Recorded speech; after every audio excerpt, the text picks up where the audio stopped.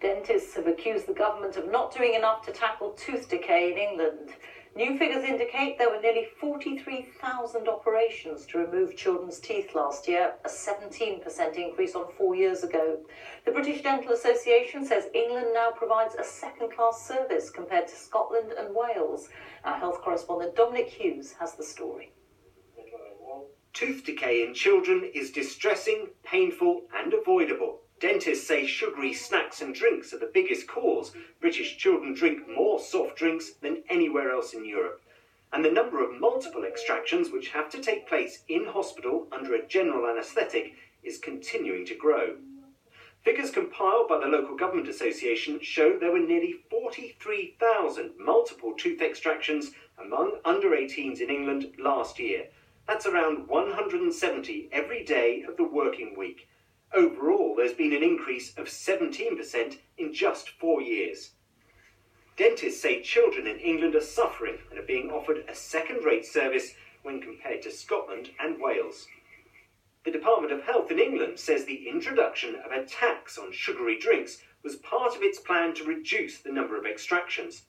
We very much welcome the sugar tax, but we need the government to focus on other areas, for example, like price promotions or those discounts, and the level of marketing on unhealthy products. All those colours and animations are always enticing children to prefer those products, making the job of eating healthy products and healthier diets much more difficult for parents.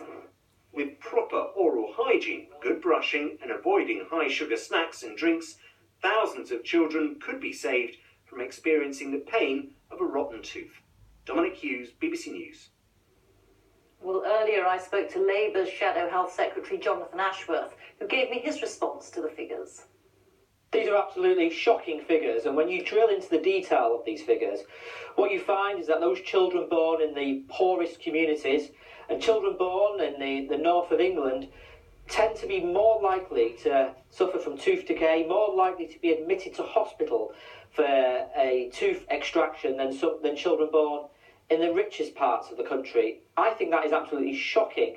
And when you look at the wider context for children's health in this country, you can see that there's a correlation between poverty and deprivation and ill health, and that the government's response has been to cut much of the public health budgets, to reduce dentistry budgets, and of course, this winter crisis we're suffering in the NHS now, we're also seeing children's intensive care beds taken up. So children's health across the board has really been neglected for many years now under this government. OK, well, we did put a bid in for a government minister and they didn't have anyone available, but gave us a statement. And in it they said that NHS England has been developing Starting Well, which is a campaign targeted at high-need communities to help children under 5 see their dentist earlier and improve their dental health. So that would suggest that work is being done to target communities where children are particularly at risk of bad teeth. It's piecemeal, it's not a national programme. We desperately need a national programme. But also the funding that's gone to dentistry under this government has been reducing under the 8 years of the government as a proportion of overall NHS spend. But of course, we've cut back things like public health budgets. Sorry to interrupt, but dental care for children is free. NHS dental care, of course.